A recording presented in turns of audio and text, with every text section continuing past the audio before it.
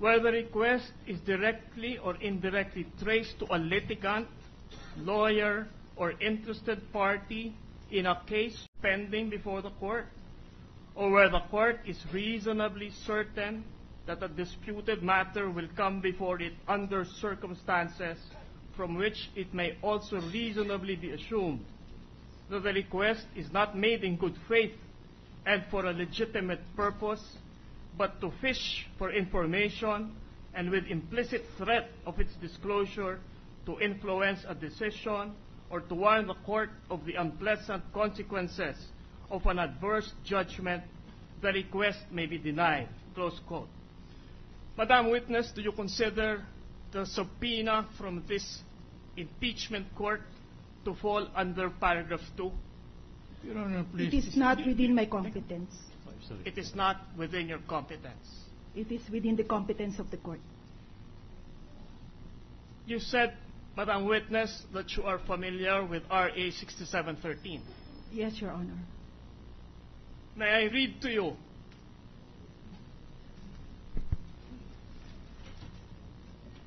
Accessibility of documents. Quote,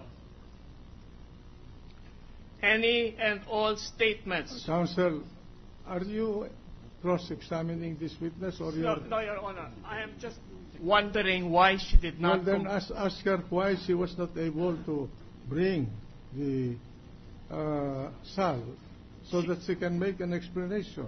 She already said... I beg to intervene. The tendency of your question is to cross-examine her. Yes, and sir. it's improper in a Yes, direct examination for the presenting lawyer, the lawyer presenting the witness to cross-examine his own witness. I am not a cross-examining with you. Well, that is the tendency of your question. Your Honor, the witness has testified that she is under the direct control and supervision of the Chief Justice. Then qualify her as a hostile witness so that you can propound cross-examination questions.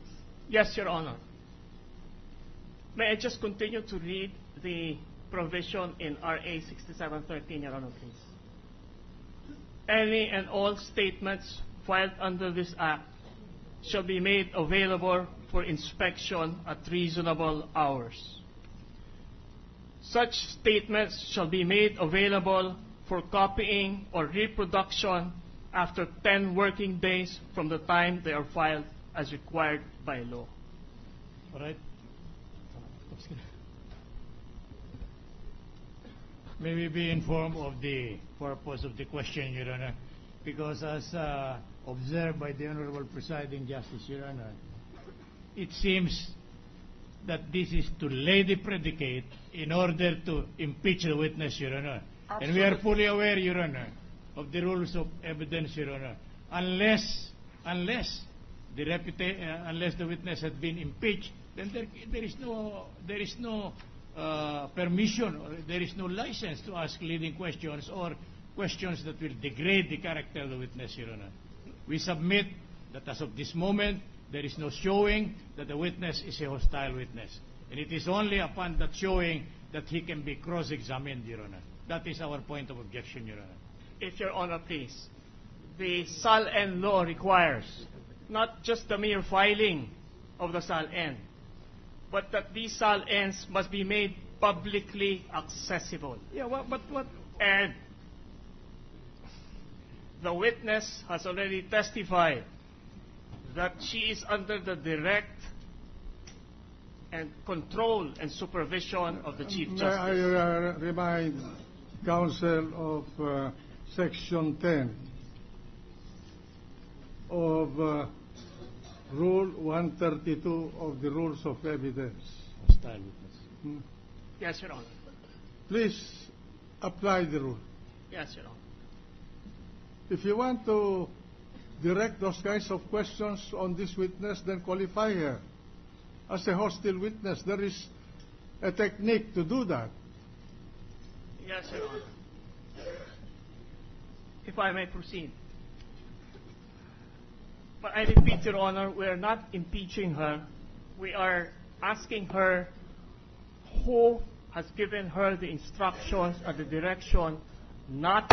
But this court is impressed by the nature of the question as an impeaching question. Yes, Your Honor. So reform the question. Ms. Witness, during your term as clerk of court, would you be aware how many requests for access to the SALNs have been made? May we know the purpose of the question, Your Honor? Because supposing there is only one, supposing there are 100, there are 1,000, will it make the difference? Yes, The because budget- it will show that there is a violation of the SALN law. Because these SALNs are not being made accessible to the public as required by law. And you are blaming your witness now? No, no. Then decidedly, that She's is acting under the control and supervision of the Chief Justice. we Your Honor. submit, Your Honor, improper for Order. May I read to you the pertinent provision? Yes, Your Honor.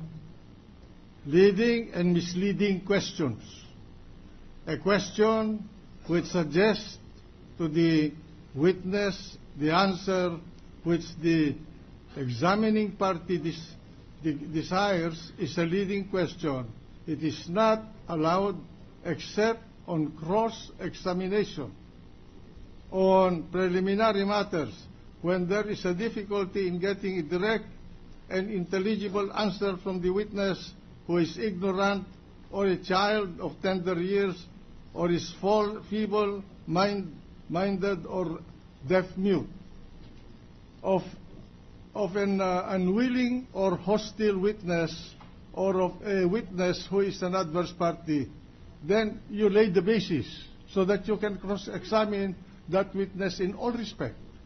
Your Honor, please, with due respect, I don't believe my questions are leading questions. No, I I'm am not saying that they're leading question, but the tendency is the counsel is in effect cross-examining the witness, which is improper in a direct examination. Yes, Your Honor. Mr. Counsel, you can frame your question in such a manner that you are eliciting facts, not arguing with the witness. Yes, Your Honor. My question is simply, do you have any information of any requests for the SALN submitted to your office?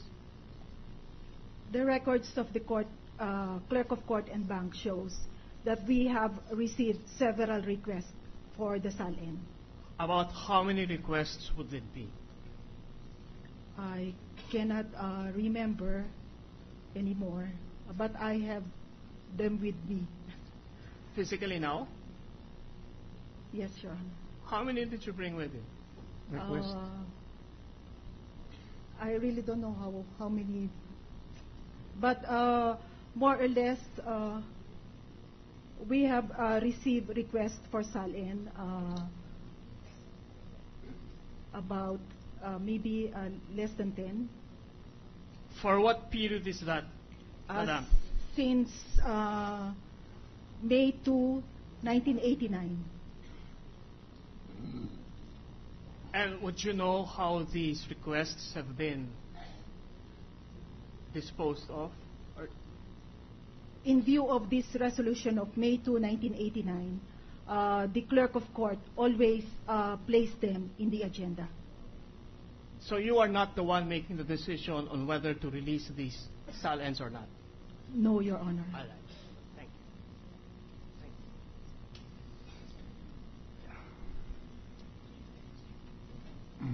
you. What documents did you bring with you, ma'am? Just some notes on several requests for SALN and the court action on them. May we examine them, please? Just my notes only. They are my notes only. They're not the actual requests. No. Sorry, my understanding was that you had the actual requests. No, not. But- They are placed in the rollo of the court, Thank which you. we are not allowed to bring out. So these requests are also registered or recorded in a logbook.